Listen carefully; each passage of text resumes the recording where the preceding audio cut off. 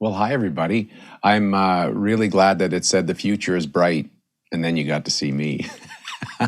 I'm, I'm Dave Kelly, and I'm so glad to be here for another episode of Conversation Matters Day Before Canada Day edition. It's a great day. I'm in Calgary, but it's hot here, and I'd like to take a moment to acknowledge wherever you are watching this from that we're gathering today on the homeland of the many diverse First Nations, Métis, and non-status Indigenous people whose ancestors have walked this land since time immemorial. And may we all be challenged to improve and develop our relationship with the Indigenous communities and people of these lands. And I want to bring up a very special guest, not just because she's sitting in the coolest space of all time. I mean, look at that. But then we can both explain what I'm wearing and why I'm decided to wear this. Jocelyn Flanagan, the founder and CEO of E=MC² Events. If you're watching, chances are you're watching because you know Joss, or because you've worked with Joss, or because the person who made you watch this has worked with Joss. She does events all around the world. Where are you right now, Joss? Hi, Dave. Thanks for joining us. I'm at the BB Blanc studio here in Toronto, and it's an extraordinary studio that in this virtual world, our partners have converted their warehouse full of gear into an incredible studio, and it's I'm really grateful that we're here with them today. Isn't that great? I'm very grateful that I'm in my basement, so there's that. And I decided, because it's our Day Before Canada Day show, that I should put on my Canada Day look. So this is my, I'm just going to go out and cut some trees down after this. I think that's what I'm... Except don't cut the trees down, Dave. Wait, on second thought, yeah. Come on, let's not do that, but you look great. So there's so much we're going to talk about. And I want to discuss lots. But before we do, Joss, I should mention, if anybody during this conversation, and boy, we're going to introduce some real incredible Canadians in a bit. If you have questions, please put them in the chat, and we'll get to as many of those as we can once we have this group of ruffians all together. So we're going to make sure that happens. Joss, almost out of the woods with COVID. Tell me your thoughts about Canada, COVID, the day before Canada Day. There's so much there, such a loaded question, but Dave, you know, I'm a true patriot. I love Canada, I love our country. It's been interesting during COVID. I do believe that COVID has created a divisiveness, and that as Canadians, provincially, we are actually more divided, I believe, than I have ever seen. And I'm glad that we're getting through that and out of it. As I said, I love Canada, but we as Canadians also have a lot to learn. And there's been a lot, as we know in the news, a lot of devastation that we need to reconcile and come to terms with. And I know we can do that. I think as a country, we can unite and conquer what we've been seeing lately. But again, I believe in our country, and I think we'll get there. Well, and I also think you're in the business of bringing people together. That's what you do better than most. So this is a way to, this is an ongoing conversation that we're going to have. And you brought three great friends and great organizations to chat with us today. Why don't you tell us why you're so excited that they're here? Yeah, I'm really excited to have them all, and you'll meet them very shortly. But it's really these groups between Canada's Walk of Fame, Canadian Songwriters Hall of Fame, and the Academy of Cinema and Television they're really honoring the best of the best in Canada. They've got a strong voice. They can speak to the country, for the country, and help celebrate and bring us all together. So I'm excited that they're here with us to talk about that themselves. So why don't we do this, Joss? I'm going to bring them on one at a time just so we can all get to see who's who and who's Beth and who's Jeffrey and who's Vanessa. And then we're going to bring them all together, and it's going to be like a cage match of awesome. How about that? Thank you. Okay, first up, I want you to meet the Chief Executive Officer of the Academy of Canadian Cinema and Television. She is Beth Jansen. Let me tell you a bit about Beth. She has 2 decades of experience in film, TV, and cultural sectors in Canada and the United States, having worked at the Tribeca Film Institute and HBO before joining the Canadian Academy in 2016. Now, under her leadership, the Academy has seen tremendous growth and, just as importantly, taken tremendous strides in diversity and inclusion. And I'm so thrilled you're here with us. Hi, Beth. How are you?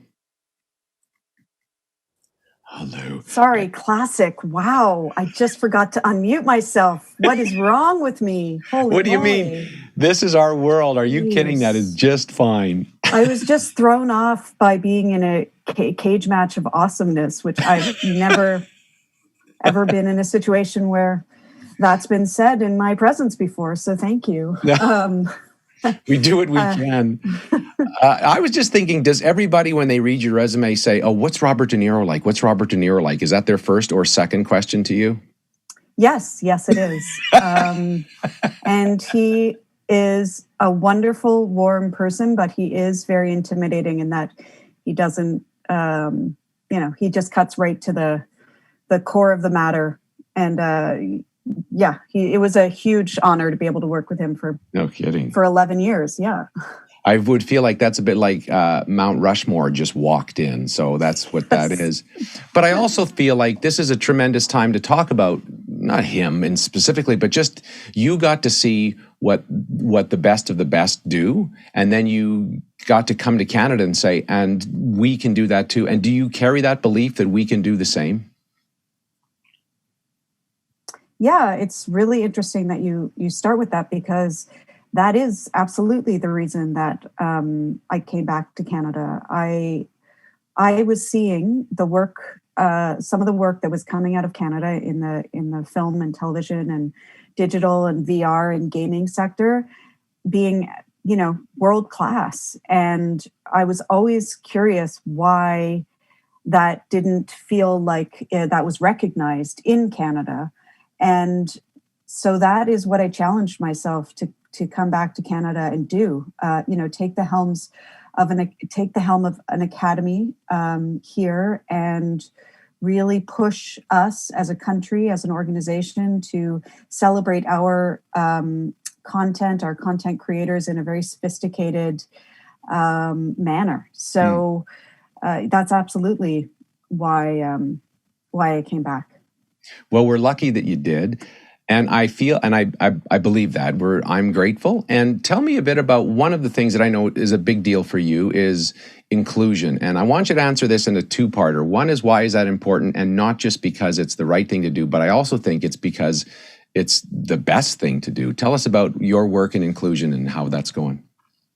Well, my work has always been, for the core of my career, about figuring out ways to uplift voices that are underrepresented in mainstream media. And spending 18 years in New York City, where race is talked about openly and, aggressively, and there's lots of confrontation. I feel like when I came to Canada, it was sort of trying to address those issues with in a very different culture. And so the challenge was, how do you sort of bring these conversations into the room, and into the mainstream, when I think a lot of, in Canada, we tend to avoid conflict and discomfort. And those conversations are inherently uncomfortable, especially for white people, if we're doing the right thing, because it's questioning all of the norms that we've established and that everyone is, living and working in. So, I think there's an equity piece to it. But I also think that, stories are most interesting when they're coming from an authentic place. And, so it's that. And then it's also, the power of what we see is a sort of has a direct impact on how we grow up viewing the world, right? And if you only see stories that are from one perspective, that's the perspective that you're going to associate with being, the main perspective. Yeah. So, it's obviously a very complicated issue. I could talk for hours about, but I think that's why I think it's important. I couldn't agree more, and we're going to talk more about it, but I want to make sure, I want to get everyone introduced and then get us all for this cage match that we've been talking about. So hang tight, Beth, and I'll grab you in just a bit, okay? Thanks so much. Jeffrey Latimer is going to join us now. Jeffrey Latimer, what hasn't Jeffrey done? He's produced and managed live theater, musical productions, TV and film artists, and major events in Canada and around the world forever. He is the guy that runs Canada's Walk of Fame. and which celebrates the greatness in Canadians no matter what they do. And we're thrilled he's with us here today. Hey, Jeffrey, how you doing? I'm good, thank you. You make me sound old. Forever. But then they get to see you and they say, who's that ruggedly good-looking young man? So you're covered. Well, I don't get a chance to see Jocelyn very often, so I left my home, drove to this beautiful studio so I could be here live, which is much more fun than sitting in my home office.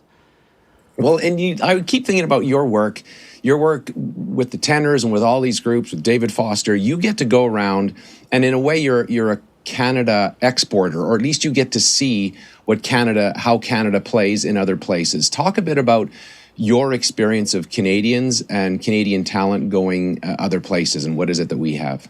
It's amazing anywhere in the world that people go, and David Foster is a great example. He continues to talk about Canada everywhere, wherever it is that or he is around the world. And most Canadians that live in Los Angeles or live anywhere in the world talk about Canada as this very special place. And it's interesting this year, and Beth mentioned it, we've been that country that everyone likes. We've been the nice people in the North. We've been open and honest and kind and almost too perfect. And I think what COVID has done is it's allowed us to stop and think and breathe and realize our own issues. And it's very important right now that we recognize this is a fabulous country. And for Canada Day, we should all celebrate Canada. However, it's very important that we acknowledge what's happened and what's being unearthed right now that's really important for us to recognize. Don't throw the baby out with the bathwater. Canada's still a great place, but we need to recognize our own issues right now.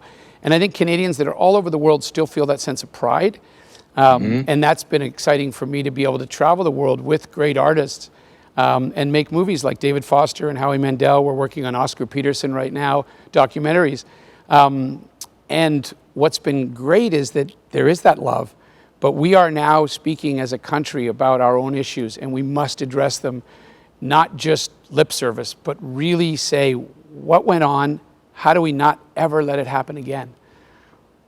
It's such an important conversation, and I look forward to it. It's interesting to me that the Walk of Fame and your work with it specifically it's been a pretty Toronto thing, but through events and even through COVID, it's become a more national thing. Is that accurate? Huge.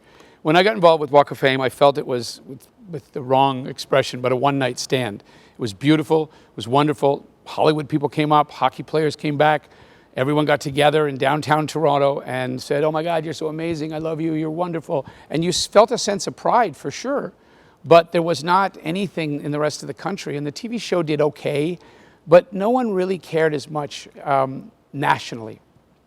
And so what we've done is we've said, if you're going to be inducted in Canada's Walk of Fame, we want to tell your story. We want to talk about your walk. How many times did you fall down? How hard was it to become who you are?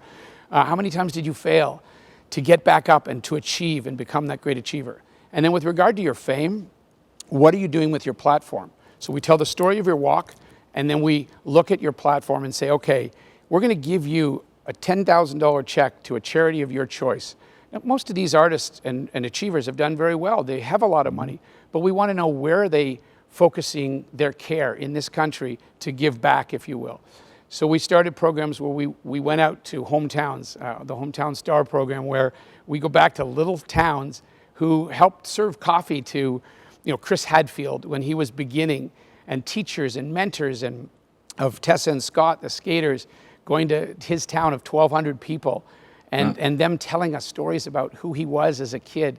So that's meant a lot to our inductees to do the Hometown Stars, and we give a plaque in their hometowns. We've also created community heroes and national hero programs where it's not just famous people, but it's also people that are making a massive impact in their community that we may never hear about. And we bring them on stage with Chris Hadfield and Louise Arbour. And the final thing I want to say, and then I'll be quiet, is we didn't want it just to be about Hollywood and actors and hockey players. And we've started really pushing entrepreneurs, philanthropists, business people, humanitarians. And one of the greatest speeches we all talk about was Louise Arbour. when she got in, and most people didn't know who she was, but there she is standing on stage with a Hollywood famous person, Michael Bublé or whoever, and people go, wow, her work's incredible. Yeah. So that's been a big part of our growth as well, that nationally we care about not just the stars, but a lot of the medical stars, the rock stars in research, doctors, and that's going to be part of our future. Well, don't go far. You'll hang out there with Joss for a sec. I want to bring up Vanessa, and then we're going to get all of you together. But thanks, Jeffrey. Let me tell you a bit about Vanessa Thomas. Vanessa Thomas has been the executive director with the Canadian Songwriters Hall of Fame since 2016, inducting and celebrating the work of incredible songwriters in the country. So her impressive resume includes years in the States, in front of the mic and behind the mic, and here as an executive and a music executive. And of course, most of us would know her as one of the lead singers in Panda Band, and that's why she's with us here today. Vanessa, how are you? Oh, no, you didn't, Dave. I had to. And you know what, Vanessa, I have to say, so Black Velvet was just inducted into the Hall of Fame, right? And a great cover was done. And then I'm digging around on you and your group, Panda Band. There you are singing Black Velvet. And I think, well, is this not full circle?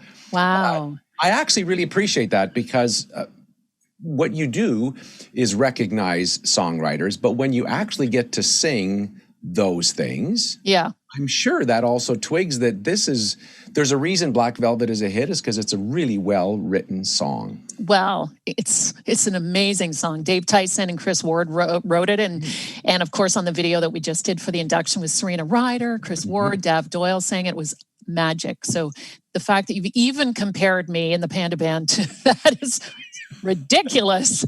However, it is it's spectacular work. I mean, we, in Canada, we punch way above our weight with artists, songwriters, and comedians, and actors. But I'm really, as I dig into the tapestry of songwriting in this country, we have incredible talent, coast to coast, and it's so different.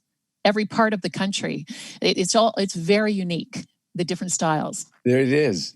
Okay, I want to ask more about it, but let's just talk about, and all of us are going to talk about this. Jeffrey mentioned that it's not just fame, and I think that's really true, and I want to chat with Beth about this as well. But when I think of songwriters, to me anyway, it feels like the tradespeople of like they're the ones that have to sit and work and refine and work and refine and work and refine. Like it's a real tradesperson feel to me in my head. It's a real craft, isn't it? Well, it's the creator, right? Without the song, you have nothing. Yeah. So it's the composers. We can't forget that's a huge sector of the creation community.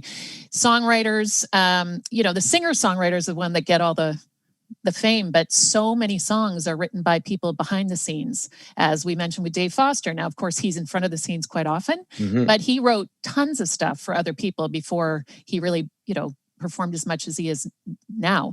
But he's an example. There are so many. Stéphane Venn, we inducted in 2017 alongside Neil Young, Bruce Cockburn, Beau Dommage. Stéphane Venn wrote the Expo song for 86. Huge. And so many other huge hits in Quebec, but people didn't know him until he was on stage. And we covered a whole bunch of his songs for the audience at Massey Hall in 2017. And they were like, wow, this guy's amazing. I know those songs. So there's so many songwriters that people don't know actually compose their favorite works. Of course, the classic that some of us grew up with and still know is the Hockey Night in Canada theme, which you think somebody wrote that. So there was a person and she did. And it's this thing that everybody it's our second national anthem. Those absolutely are so good. Yeah. Okay, let's bring everyone in, and then I'll ask you the questions first. But Beth and Jeffrey and Joss, welcome back to this. But I want to ask you first, Vanessa. What do you think Canada does well? And then I'm going to pick on Beth for the same answer. Well, in my world, Canada certainly supports the music community, both with radio requirements all across the country and CanCon to expose Canadians on the radio more so than they would be in other countries. Grants and funding from the federal government for the sector has been quite extraordinary over the decades, actually. Really promoting local talent. I mean, the East Coast has their own funding. We've got national funding, of course, but the Indigenous community, Quebec has their own funding sectors. I think the country really does support the creators. And I think promoting, I mean, the festivals, we have so many fabulous regional festivals that promote emerging talent. And they also get funding from government in both provincial, municipal, and federal government. So I think they do promote Canadian talent and try and keep them here. Fingers crossed. Beth, what do you think? What does Canada do well? Well, luckily, my dog just decided this was a good time to bark at the neighbors. But I will. Look, I think Canada does so well. And it's, I think nationally, we sort of have a discomfort with fame a little bit. We obviously, the most obvious places we've been groundbreakers, comedy, which you look all, back to the 70s and 80s for that. Children's programming, we are dominant in the world in producing children's programming.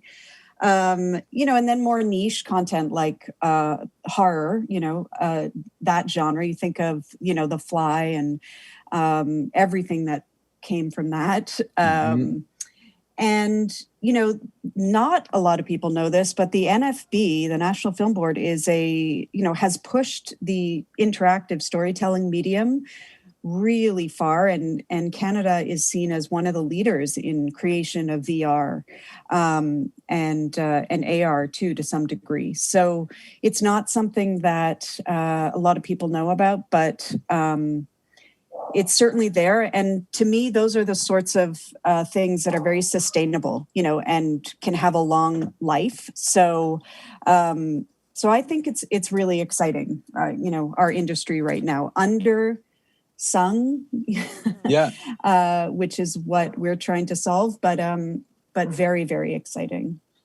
Jeffrey, for you, how do you see us going forward as far as part of your gig is to get people to recognize people, but then also that people know about it, the same as all of us. We want the world and Canada to know. How do you see that going now? Well, it's interesting, the idea of, people in the U.S. and others make fun of the, go for the gold, or in the U.S. and we go for the bronze here in Canada, and Gordon Pinsent once got on stage to get a Lifetime Achievement Award, and he gets up on stage and he says, I should feel very proud to get this award, but as a Canadian, I'm only allowed to be pleased. and it's like, God, what's wrong? So we have a job to do. Many people in the U.S., there's 1 million Canadians living in Hollywood, or in Southern California, I should say. A lot of people don't know they're Canadian. And so I think one of the things we need to do is make sure that when our successful Canadians in film and television and tech, Shopify is a Canadian company. There's many great Canadian companies, great Canadian doctors, as I mentioned before, that they hold some form of banner about being Canadian. And I think we need to better prepare people to not lose their identity when they go to Hollywood, when they go to other places in the world. The UK, the expats in the UK is huge as well. So I think we have a job to do there.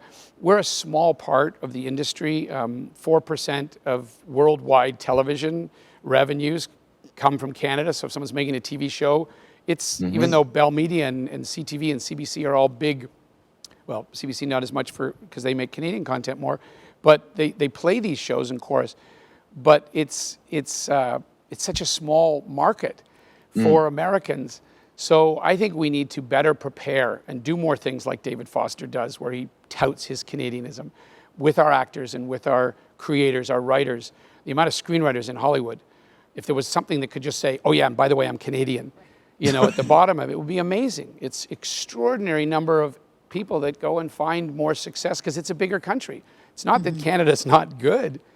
We just 30 million people, whereas the rest of the world is billions. What's your take, Joss, as an events person? Do you see telling the story. You work with these people saying, we got to tell people about our songwriters. We got to tell people about our artists. We got to tell people about the Walk of Fame. Do you see that shifting or changing even with COVID as far as getting people together at events? Before I jump into that, I just have a quick story about Canada taking over the world, and it is a Schitt's Creek story, so Beth will appreciate this. I went to 2 years ago, I went to Spain and I was visiting some friends, and I walked into their living room and they were watching a CBC program in Madrid, and I'd lived there for years and you never hear anything about Canada at all when I lived there. So when I walked in and there they are on Netflix in Spanish watching Dan and Eugene Levy, I hadn't even watched the show before. Immediately I went and started downloading all of the episodes because my friends in Spain were watching it and it was a global sensation. And then of course get into their cars and they're listening to all of this Canadian music. And that for me was like a rah-rah proud Canadian moment right there. And to add to that, sorry to take your space a minute, but the Property Brothers are massive stars in South America, massive stars in Europe, and they're in 110 countries around the world. I don't remember when they talk about being from Canada. So I do think it's interesting in the singers. I mean, we all know, people talk about Michael Bublé and Celine Dion for sure, but Stefan Macchio is living in Hollywood, writing incredible things right now for TV shows and other. I don't know that he talks about being from Canada. So yeah.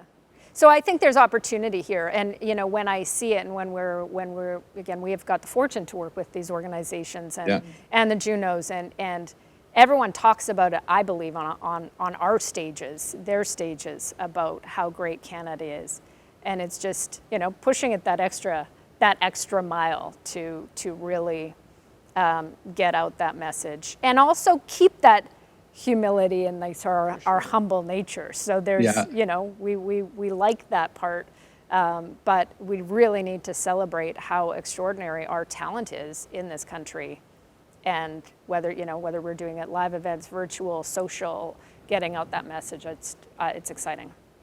Vanessa, you said you have a theory on the geography and what makes Canada Canada, and therefore what we do well. What's your theory?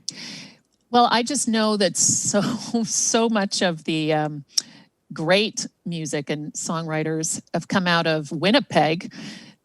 They have nothing else to do in the winter than create. Same as East Coast. Yeah. I mean, there's so many months of being locked in because of the winter. The creativity that comes out of the East Coast is huge. And I do think that the creation comes out of sort of the grassroots of a lot of the Canadian values that we have. But it's interesting. I mean, it is the same in the States to a certain extent, but being the size of California, our entire country, the pockets of regionality and the change of music across the country and the cultural feel, BC music is so different than East Coast, which is so different than Quebec. And then you have Franco-Ontarian, and across the board, there's so many different kinds of music within one very small country. I just love it. It's the tapestry of the population. Do you think, Beth, that having been around, like you say, sort of the louder, even the arguments and discussions as they need to be around race, but even just the ability to say, aren't we great? Aren't we great? Is that part of the problem, is we just don't like doing that? Yep. So I think that, I don't know. I mean, if I knew, I would be the most famous person in Canada, because so many people have addressed like the Canadian identity issue. I will say in our sector, in the media sector, there's definitely an intimidation factor. I think, having this huge industry to the south of us, but actually, when you look at our per capita, what we generate per capita and the talent that we have in the country, it's really remarkable. And, there's so much anecdotal stories I could tell, like a professor at USC who was just saying that the students that come to the program, to the film program from Canada, are just so much better, like years ahead of the American students. And so I think sometimes we judge ourselves against like a non-existent, what we think, we look like from the outside or something Yeah. like that. Instead of just forgetting about, forgetting about that stuff. Like that stuff is noise. Just focus on the work, and focus on your audience, and just, keep doing it. And in this day and age, the work that resonates moves, So I think, that's certainly what we try to encourage at the Academy. Sorry, go ahead. Go ahead. No, I jump. was just going to say, I agree with you, Beth, and there's an inferiority complex that's been there for decades, right? I spent 15 years in California acting, and then I was on the radio for years in San Francisco. And you bring the credibility with you when you come back to Canada, when you've worked in the States in a major market, for sure. LA, Nashville, New York. You bring that back here and everybody's like, whoa, which is ridiculous because the talent here is amazing.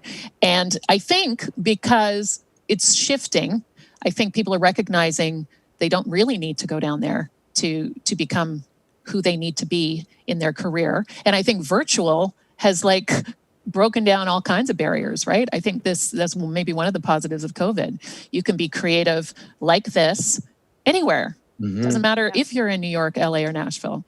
But I think it's an old feeling and an old what's the word, paradigm, because it's just that inferiority complex. And I felt it when I was down there, and I came back and I was like, this is ridiculous. I was just doing my job down there. I think it's changing, and using COVID as a platform that can help us, because we have been able to, for a long time, the last 18 months anyway, on virtual shows, put in new voices and new faces. So one of the things I think is really important is to connect the dots. Stefan James and Shamir, amazing artists that have come out of Canada, actors who are doing extremely well in Los Angeles. What is the connection to their home here, and how will they keep connected? How can we connect the dots? We do a festival now, a part of our showcasing, with a festival in Winnipeg called Festival de Voyageurs, which is a Francophone festival. And our winners of our RBC Emerging Musicians program for Walk of Fame get to play at that festival. So we connect the dot there. We bring in an artist from Quebec. So I think it's our job to continuously, over the next 10 years, use the virtual platform to let a less known voice be seen. And we've done it with some of our events that we've done virtually, where a company will say, I want to book Michael Bublé. We're like, okay, you can't have him for 45 minutes on a stream, on a virtual. People will not want it. They're not there. They're not touching him. He's not live. Mm-hmm. So why don't you have Michael do 2 songs, and let's add in a girl from Ottawa and a kid from Vancouver and someone else and a spoken word poet, and add in some diversity that is really important. And people are like, wow, I didn't know Daniel Caesar even existed. He was the star of our show. Michael was fine. It's like, it's our job to do that, to use our platform and bring in more diversity, new voices, Indigenous voices, all of that. Not because it's the right thing to do, but they're amazing. We just haven't had the platforms. So virtually, COVID has been a huge bonus to open Absolutely. up a new world to us, for sure, for sure. And to open up our worlds to so many more people. Absolutely. So I hope you're going to ask questions about stats around COVID, because it's amazing. Yeah. And is this, Beth, for you? I mean, I would think in your world, everyone talks about streaming, and anything that's on a screen is exploded during COVID. Whereas, for example, singers or songwriters would have a little bit of a harder time. Are you finding that is there a silver lining in COVID for the Canadian film and TV and related industries? I mean, I think the silver lining is that audiences have had so much more time on their hands to discover new content. Right. And, that coupled with, the growth of platforms like Netflix, which, a lot of people in our industry really, have a hard time dealing with their with their practice of sort of securing all rights. But Yeah. at the same time, they do that, and then that piece of content, goes around the world. So, I think that in the end, when you think about audiences for our work, like our work sort of doesn't exist without an audience. And so the fact that audiences some of whom have like watched the entire internet by the end of COVID,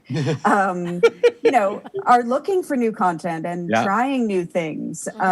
So, I think all in all, that's been good. And I think that the way that COVID has disrupted parts of the Canadian industry, I think has ultimately been really positive. I mean, I don't think that this, obviously the, reckoning that has come into the mainstream out of the George Floyd murder was because George Floyd was murdered. But I also think it was, it is related to the pandemic and to, things resonating with people in a way that that they might not have, if you just start rushing through your everyday life. So I don't know if that's too philosophical, but that's what I would say. I think also your partnerships with Netflix and Crave are doing things together. I mean, our David Foster doc, which was a Bell Media Crave show, was bought by Netflix. It never would have gotten out to the world. So yes, it's a Canadian product, but Netflix bought it, which is great. So I think finding new partnerships has also been really good in film and television world. How much is it in all of that? You sort of alluded to this, that it's time, which I find really interesting. COVID has forced a lot of us to we couldn't drive anywhere because there was nowhere to drive to. So we just had time, which then made us think about stuff. And I know, Joss, you and I have had lots of conversations around our own industry and to say, well, what is going on, right? And you had a lot more time to ask, what are we doing? Why are we doing it? What is this for? Is that a silver lining, Joss? Oh, I think so. It certainly didn't seem like a silver lining 15 months ago, but coming through this, it has, as Vanessa said, in Winnipeg, you're all forced to stay inside for 8 months. It feels like we're just in constant Winnipeg, and everyone's been forced to readjust their thinking. And it is still about, for us in our event world, it's communication and it's about messaging. So what are we trying to message? So there is new messaging coming out for all of these, for every industry and all of these organizations. And then it is the how, and it is the how are we going to reach the audience, and then who is our broader audience.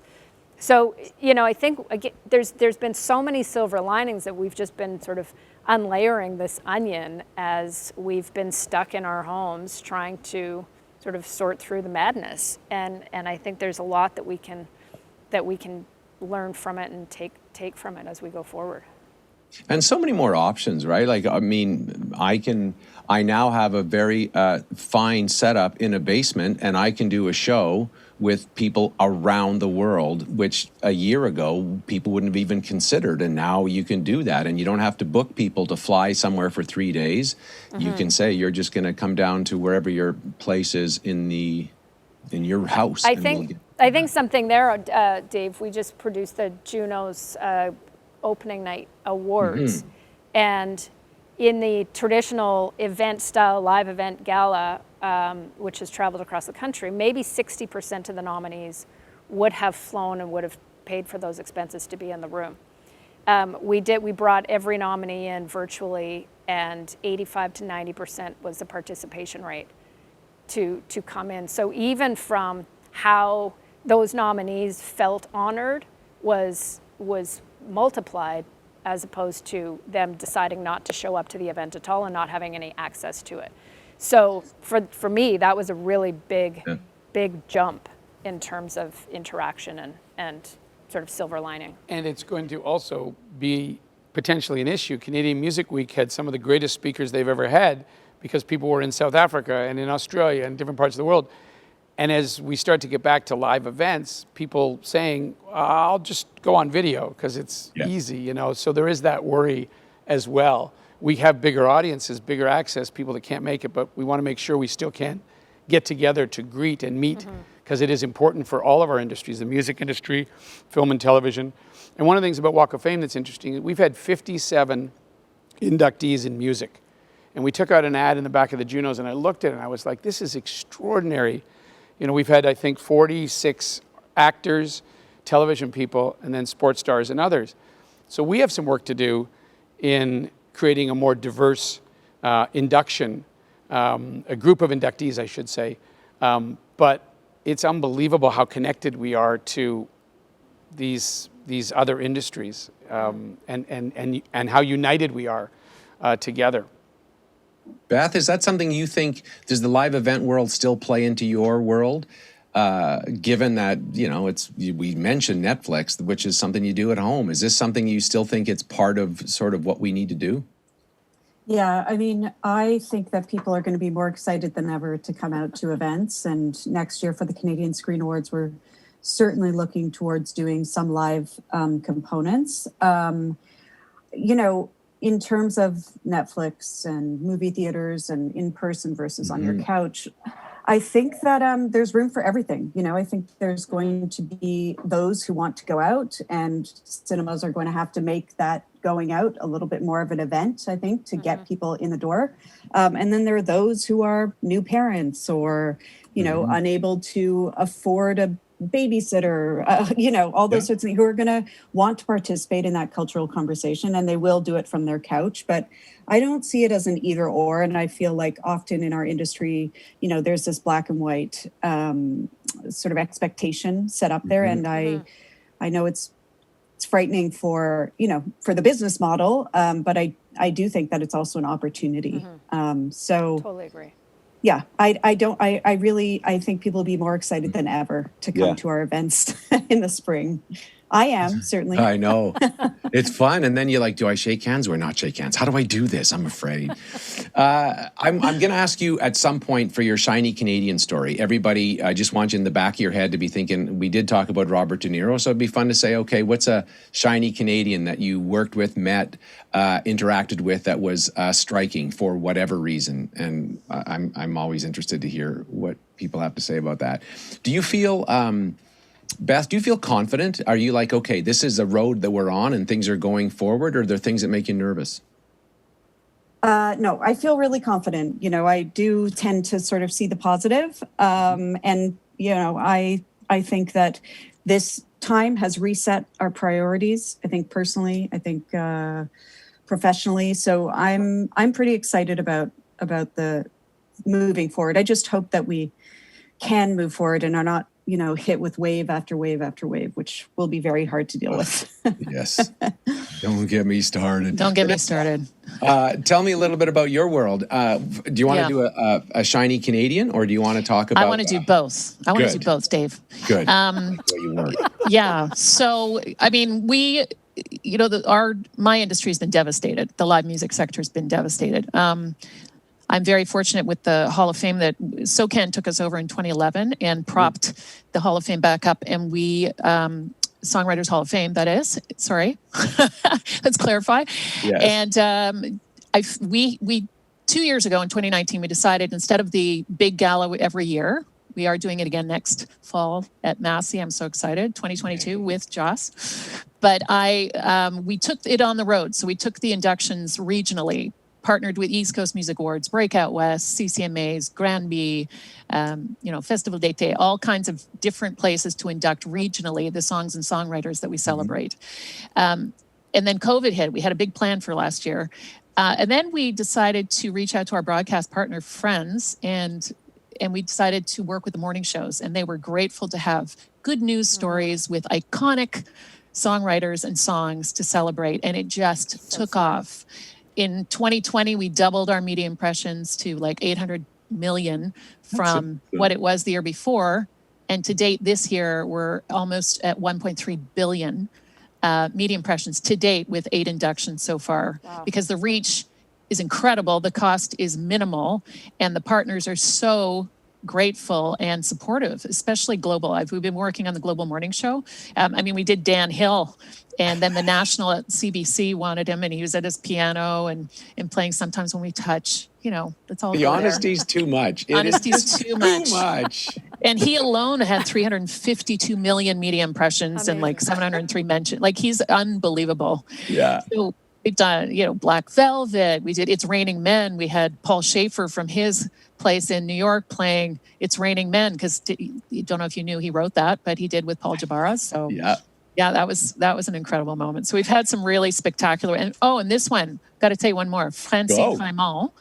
We partnered with Star Academy, which is massive in Quebec, and Francine Raymond was inducted, and she came out of retirement to sing on the show after 15 years.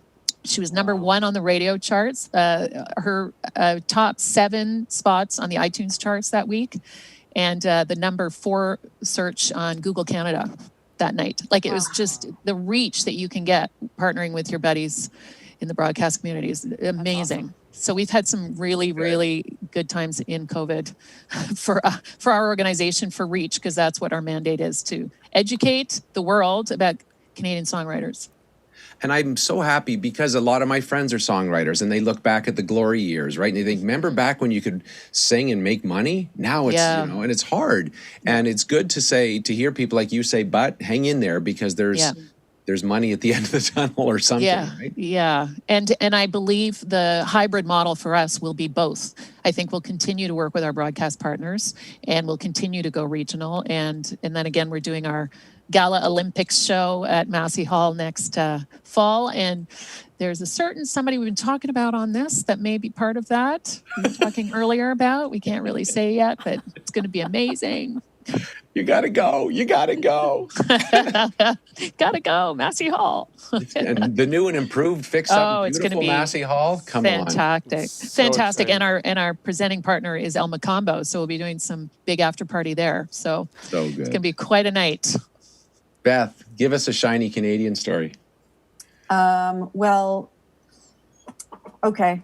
If I have to. I mean, no, well, Robert De Niro used to make fun of the way I said organization, because that's a very Canadian way of saying organization. So that was humiliating all the time. But since I ran a nonprofit organization for him, but I would say that the nicest Canadian moment is the fact that Alex Trebek was a member of the Academy for 30 years and would call every year to renew his membership and send us a check. And I feel like, nothing speaks more to the type of person he was than that very humble action he did every year to show that he really cared about the Canadian industry and his roots. So that's my Canadian moment. That's so great. And his Jeffrey. speech was so amazing. I just got goosebumps because we played his speech this year in the show, and it was just so impactful, and he was so kind to the Academy. It was lovely. It was Well, amazing. while So I have you, Canadian. Joss, give us your shiny Canadian, then I'll pick on Jeffrey. Oh, no, go to Jeffrey right now. Okay. Jeffrey, go. I have a few shiny Canadians, but before I mention that, I wanted to mention 2020 for Walk of Fame. We did a show because we couldn't have our live show. So we did a 10-year celebration with Bell Media, with eTalk, on the Alan Slate Music Impact Honor. So we looked back at the careers of Shawn Mendes, Drake, The Weeknd, Alessia Cara, Jesse Reyes, Carly Rae Jepsen, Sean Hook. I mean, just amazing. Brett Kissel. So it was an incredible show. We got much bigger audience. We've built, again, more numbers in impressions in 2020 than we did because more people were watching. And what you said was really smart about all of the media partners going to them and telling a bigger story. So I love that. I have so many amazing Canadian stories, just extraordinary over the years. But just a recent one that was when we inducted Chris Hadfield and we did his Hometown Star.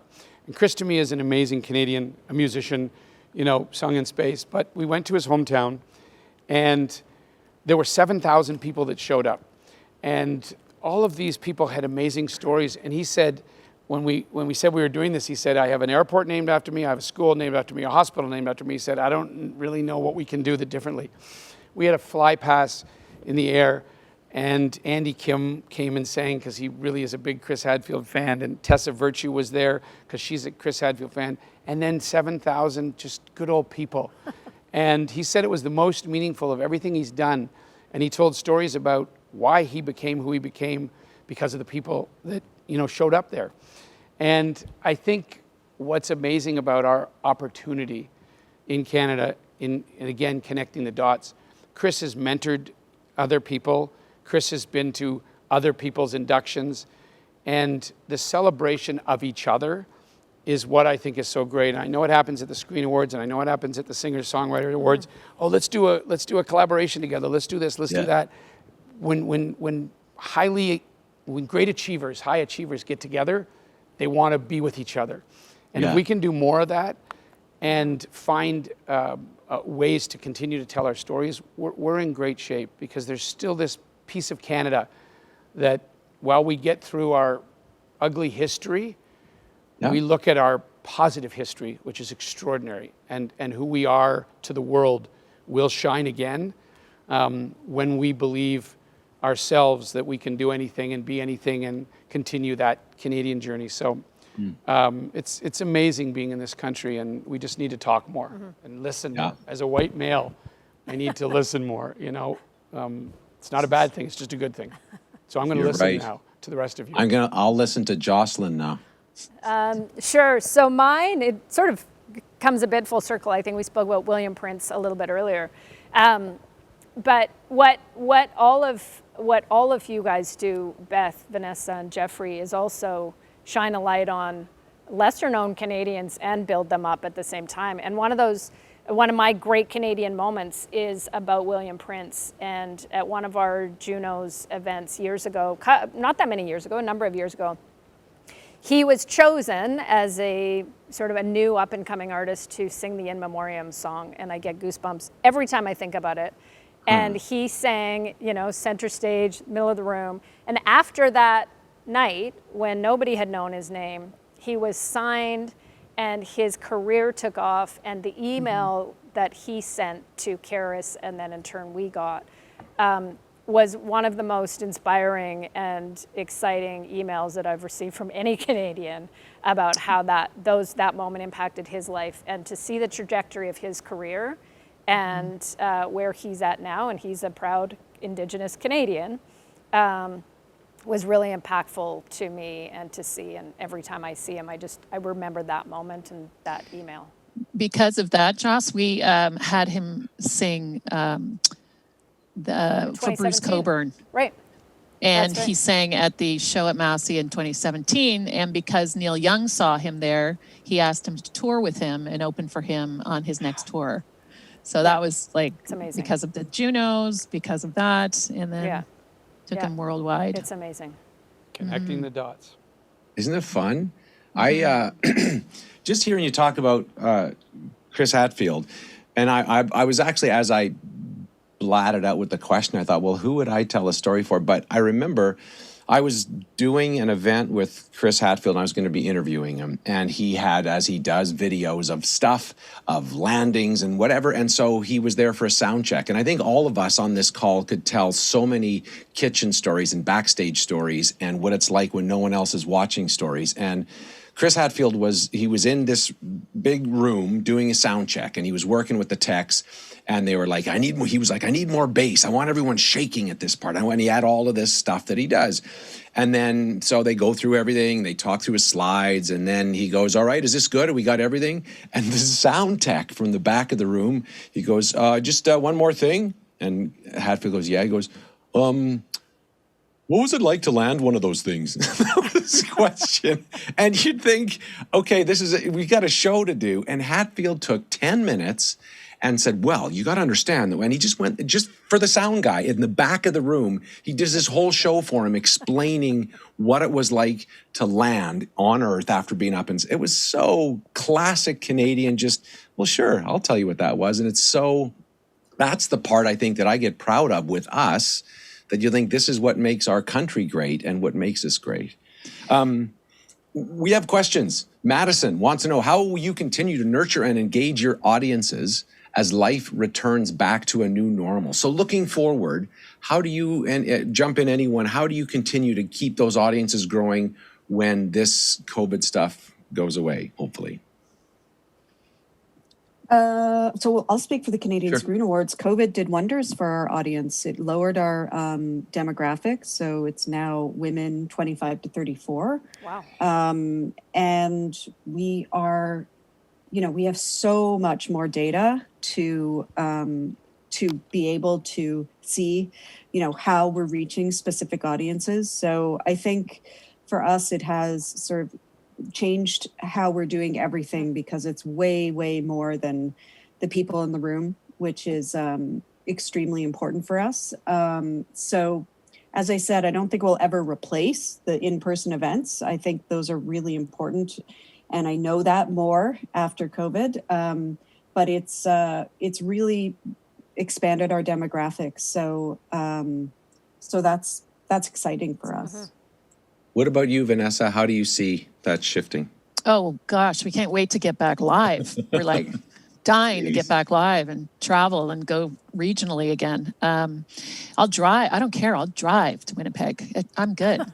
No, I think, again, I think I mentioned already, we'll keep the hybrid model though, because it's just the valuable reach we can get with our dear broadcast partner friends to celebrate and go as far as their audience does with these magic moments. And they give us like 15 minutes for the performance and the induction and the interview. And it's just great for our, it's so special for our inductees. So we'll do a hybrid model moving forward, but I cannot wait to be in front of, we inducted Edith Butler at Congrès Mondial Acadien, and she was in front of an audience of 10,000 that worshiped the ground she walked on. And she did a show for an hour around her induction, and you cannot replace that. That's chills. I mean, that's just unbelievable. But I think to what both of them said, which is great, is we have the ability to do both.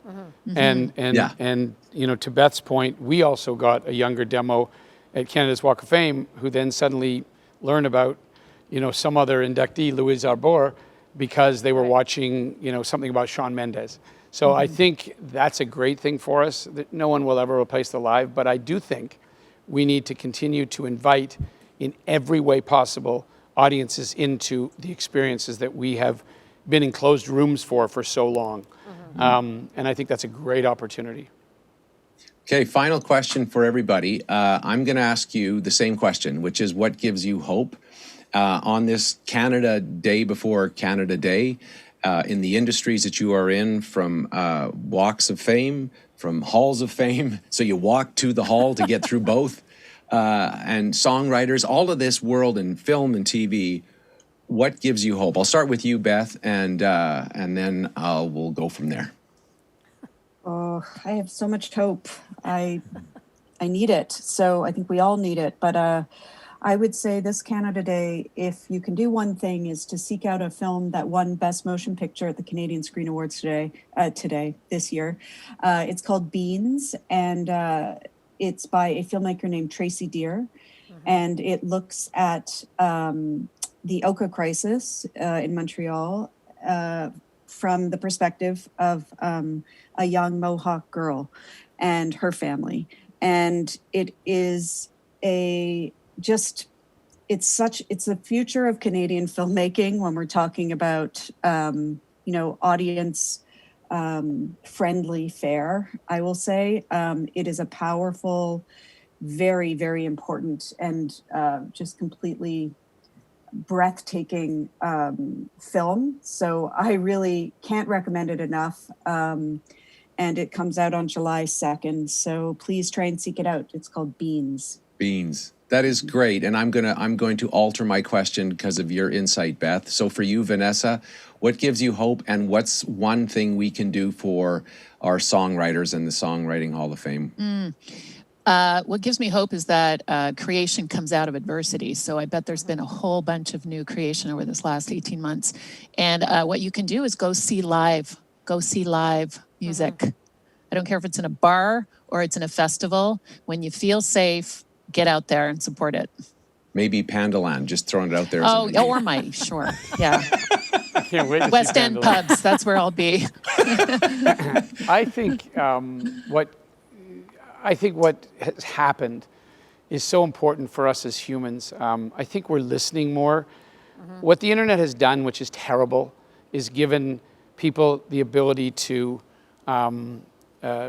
comment as a faceless person, and so it's reckless. There's certainly Twitter back and forth is reckless, but a couple years ago when we inducted Viola Desmond into Walk of Fame, I invited a friend, Martin Luther King III, who's an amazing man, up to Toronto, and he spoke about how Viola Desmond was there before Rosa Parks, and that she inspired Rosa Parks and Martin's father, which is amazing as a Canadian woman in 1946 to do what Viola did. Now she's on her $10 bill.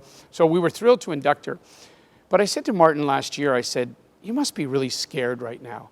Like America, the problems, what Trump issues, this, that. And he said something really interesting. He said, I feel a sense of hope. And I said, why? And he said, because when Obama was president, we all sort of hid the racism that was in America. Trump didn't create racism.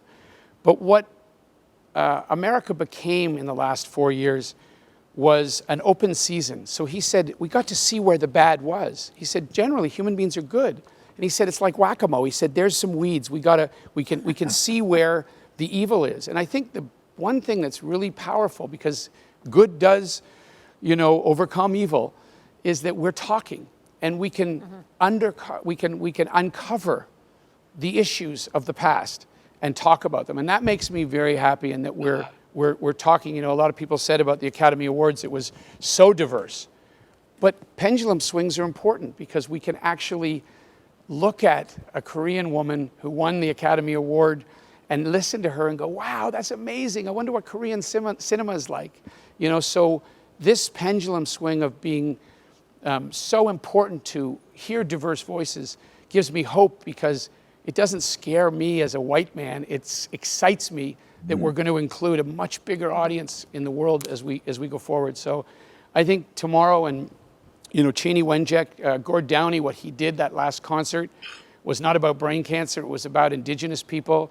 And Cheney Wenjack today, 500 radio stations across Canada are asking us to listen, asking us to have a conversation. That's hopeful. Let's not pretend we weren't bad at times. Let's talk about why, and how do we fix it, and how do we communicate better. How do we understand people on the left and the right as opposed to hating them? So that's, to me, and music does it, and film and television does it, and our greatest achievers do it by telling stories. So I think there's a huge amount of hope, and I think tomorrow can be an incredible day to talk, listen, think, have a moment, and see what we can all do. All right, Jocelyn, you get the final word. Well, Jeffrey summarized everything, as he always does, what I was going to say. But I believe, this with Vanessa, Beth, and Jeffrey all here, we're in the medium of storytelling. So with the songwriters telling stories, and Beans, as Beth said, I've seen snippets of it, and that's storytelling, and it's incredible, and we are listening now. Everybody is listening now.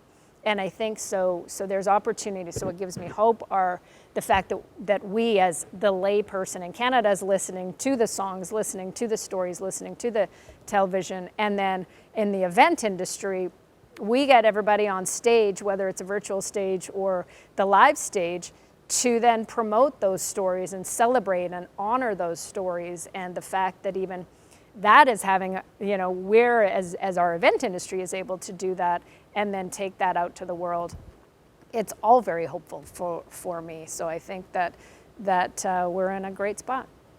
So great. Yay, Canada. Well, look at, before I thank the three of you, our very special guests, we also want to thank BB Blanc in that incredible studio that Jeffrey and Jocelyn got to hang out in. Mike, Melissa, Kelly, and the tech team that made that all work. Jeff and Joss were live from there, so we really appreciate it. But especially Beth, Jeffrey, and Vanessa, and Jocelyn.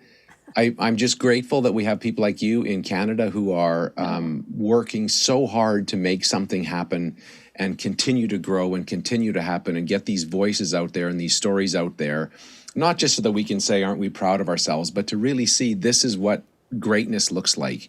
This is what we can achieve for. So I'm so grateful for the three of and the four of you for being here. We're grateful for you, Lumberjack Dave. Yeah. We are. I can't wait.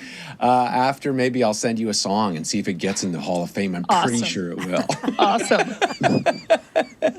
If you have any other questions, those watching, and you want to get them in the chat and we didn't get to them, make sure you put it in there. Still throw them in there, and the folks at E=MC² will come to your house and set up a studio and answer those questions for you. I'm pretty sure that's what's going to happen. Pretty sure.